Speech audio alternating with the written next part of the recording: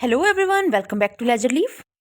तो बच्चों, last video से हमने अपना chapter number 5 bank reconciliation statement को स्टार्ट किया था, जिसमें मैंने आपको introduction of bank reconciliation statement and need of bank reconciliation statement के बारे में पढ़ा दिया था।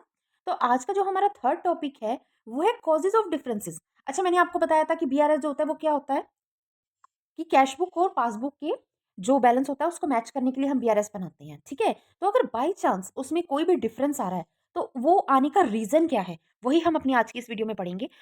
तो बच्चों, अगर आपको मेरी ये वीडियो अच्छी लगती है तो प्लीज़ इसको लाइक ज़रूर करना। और अगर आपको लगता है कि हाँ, इस वीडियो में दी हुई इन्फॉर्मेशन बहुत ज़्यादा इन्फॉर्मेटिव है तो इसको अपने फ्रेंड्स के साथ शेयर ज़रूर करना। और अगर अभी तक आपने मेरे चैनल को सब्सक्राइब नहीं किया तो प्लीज़ सब्सक्राइब करके बेल आइकन को प्रेस कर देना। और हाँ, कमेंट करके अगर आपकी कोई भी क्वेरी है तो प्लीज़ मुझसे ज़रूर पूछना। तो चलिए स्टार्ट करते हैं अपनी वीडियो को। कैंसिलेशन स्टेटमेंट में डिफरेंस आने का जो फर्स्ट रीज़न होता है वो होता है कि cheque issued but not presented. कहने का मतलब है कि when a business issues a cheque, कि जब एक बिजनेस ओनर ने एक चेक इशू कर दिया है but the receiver doesn't present it to the bank immediately, but जो रिसीवर है जिसने चेक ले लिया है उसने इमीडिएटली बैंक में जो वो चेक है उसको प्रेजेंट नहीं किया, तो जरूर हमारा जो डिफरेंस है वो आएगा ही आएगा। जैसे क्यों? क्योंकि जो एक बिजनेस है उसने अपनी तरफ से चेक दे दिया तो उसने तो अपनी कैश बुक में बैंक कॉलम में एंट्री कर दी, बट अभी बैंक के पास जब इमीडिएटली चेक गया ही नहीं है तो बैंक के पास उस टाइम पे एंट्री भी नहीं हुई। ठीक है ना, तो करके हमारा डिफरेंस जरूर आएगा। तो चलिए एक रियल लाइफ एग्जांपल से समझते हैं। Suppose you issue a cheque of ₹5,000 to a supplier on 28 March. 28 March को 5,000 रुपए का एक चेक इशू हुआ। The supplier deposit the cheque in the bank on 2 April. पर जो सप्लायर था, अब उसने 28 मार्च की जगह उस चेक को बैंक में 2 अप्रैल को डिपॉजिट करवाया। तो देखिए ना, कितने दिनों का गैप आ गया। इसी गैप की वजह से जो बिजनेस था उसने तो अपनी कैश बुक में एंट्री कब करी होगी 5,000 की? उसने करी होगी 28 मार्च को। ठीक है, बट अब जो बैंक के पास जब वो चेक पहुंचा ही 2 अप्रैल को है तो फिर बैंक की पासबुक में वो शो कहाँ हो जाता है 28 मार्च को? ठीक है, तो डिफरेंस आने का जो मेन रीजन वो यही होता है कि चेक तो हम एक टाइम पे प्रेजेंट मतलब इशू कर रहे हैं, पर जो सप्लायर होता है उसको इमीडिएटली जो होता है वो बैंक में प्रेजेंट नहीं करता। ठीक है, अब जो हमारा सेकंड डिफरेंस आता है वो है check deposited but not collected. कहने का मतलब है कि चेक जो है उसको बैंक में तो डिपॉजिट कर दिया बट उसको कलेक्ट नहीं किया। चलिए पढ़ते हैं। When a cheque is deposited in the bank but the bank has not yet collected the amount. कहने का मतलब है बैंक में तो अगर मान लीजिए सेम डेट को हमने डिपॉजिट भी कर दिया, बट क्या हुआ, बैंक ने ही अभी तक उसकी अमाउंट कलेक्ट नहीं करी। तो क्या हुआ, बिजनेस से तो अपनी तरफ से चेक दे दिया तो उसने अपनी कैश बुक में एंट्री कर ली, बट अब जब बैंक ने पेमेंट ही कलेक्ट नहीं करी तो वो अपने पासबुक में एंट्री कहाँ से करेगा? ठीक है ना, एक एग्जांपल से समझते हैं। You deposit a customer cheque of ₹10,000 on Monday. हम मतलब कहने का मतलब एक बिजनेस ओनर ने अपने कस्टमर का 10,000 रुपए का चेक मंडे को जो है वो बैंक में डिपॉजिट करवा दिया, but bank clear the cheque on Wednesday. पर बैंक ने वो अमाउंट जो है कलेक्ट कब करी, यानी कि बैंक ने चेक को क्लियर कब करा? वेंसडे को करा, इमीडिएटली तो नहीं करा ना। तो क्या हुआ, कैश बुक में तो अमाउंट शो होगी क्योंकि हमने अपने कैश बुक के बैंक कॉलम में हमने 10,000 रुपए की अमाउंट चढ़ा दी कि भाई हमने अपनी तरफ से जो कस्टमर का चेक है वो दे दिया है। पर जब बैंक ने क्लियर ही नहीं करा तो पासबुक में एंट्री हुई नहीं, इस वजह से भी डिफरेंट अराइज हो गया। ठीक है, अब हमारा जो थर्ड पॉइंट आता है वो आता है बैंक चार्जेस का। कहने का मतलब है bank deduct certain charges like service charges, SMS charges.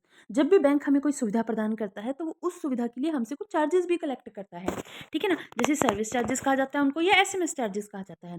तो क्या हुआ, अब बैंक ने तो उन चार्जेस की जो एंट्री थी अपनी पासबुक में कर ली, पर हमें तो नहीं पता था ना, हमें तो बाद में पता लगता है जब हम उसको अपनी पासबुक अपडेट करवा रहे हैं, तो हम अपनी कैश बुक में तब एंट्री कर रहे हैं। तो इतने टाइम का जो डिफरेंस है उसकी वजह से ही मिसमैच आता है हमारा।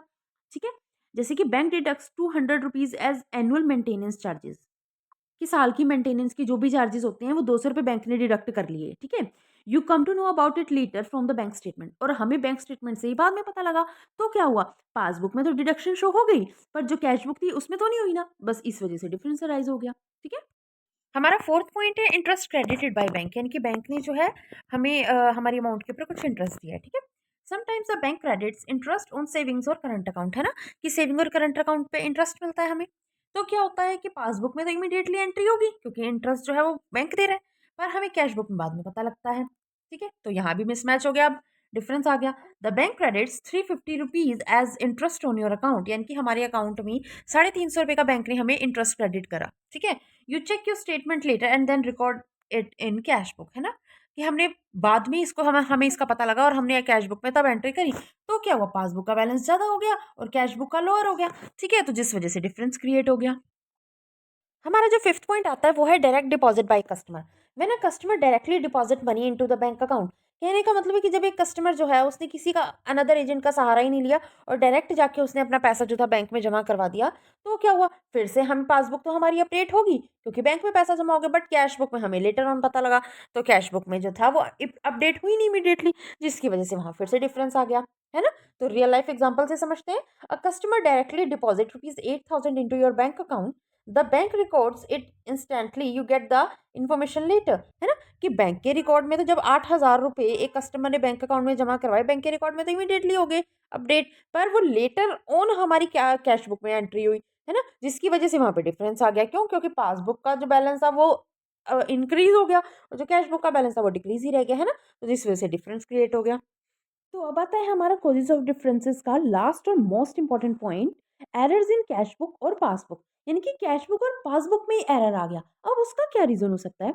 एरर्स में occur due to wrong amount recorded, कि हमने अपनी बुक्स के अंदर अमाउंट ही गलत रिकॉर्ड कर दी है। ठीक है। सेकंड पॉइंट है डबल एंट्री, एक एंट्री को सिंगल टाइम करने की जगह हमने उसको बाय चांस या बाय मिस्टेक डबल कर दिया है। ठीक है। ओमिशन ऑफ एंट्री, ओमिशन क्या होता है कि हम कोई एंट्री करना ही भूल गए हैं। ठीक है, मतलब हमने कोई एक एंट्री करनी थी उसको हम करना भूल चुके हैं, तब भी हमारा डिफरेंस आता है। तो चलिए एक रियल लाइफ के एग्जांपल से समझते हैं। You recorded a cheque payment of ₹4500 as 5400 in cash book. देखो, सिर्फ है क्या, डिजिट ही चेंज हुए हैं। 4500 की जगह हमने 5400 जो है चेक पेमेंट रिकॉर्ड कर दी है। ठीक है, तो क्या हुआ, मिसमैच हो गया ना। But the bank records the correct amount, हमने तो अपनी कैश बुक में 4500 की जगह 5400 अमाउंट चढ़ा दी, पर बैंक ने अपने रिकॉर्ड में बिल्कुल सही अमाउंट चढ़ाई थी 4500। फिर क्या हुआ, मिस्टेक कॉजेज मिसमैच इन बैलेंसेस, इसी मिस्टेक की वजह से जो बैलेंसेस है उसमें मिसमैच आ गया। ठीक है। बच्चों ये 6 के 6 जो थे ये थे कॉजेज ऑफ डिफरेंसेस, है ना, कि बीआरएस बनाते टाइम जिन जिन रीजन की वजह से डिफरेंसेस आते हैं ये मैं आपको पढ़ा चुकी हूँ। अगर आपको मेरी ये वीडियो अच्छी लगी है तो प्लीज़ इसको एक लाइक जरूर करना, ज़्यादा से ज़्यादा अपने दोस्तों के साथ शेयर करना, और किसी तरीके की कोई भी आपको प्रॉब्लम आ रही है तो प्लीज़ मुझे कमेंट करके ज़रूर बताना, क्योंकि नेक्स्ट वीडियो से हमने इसके जो है प्रैक्टिकल क्वेश्चंस को स्टार्ट कर देना है। ओके, तो मिलते हैं नेक्स्ट वीडियो में। Thank you.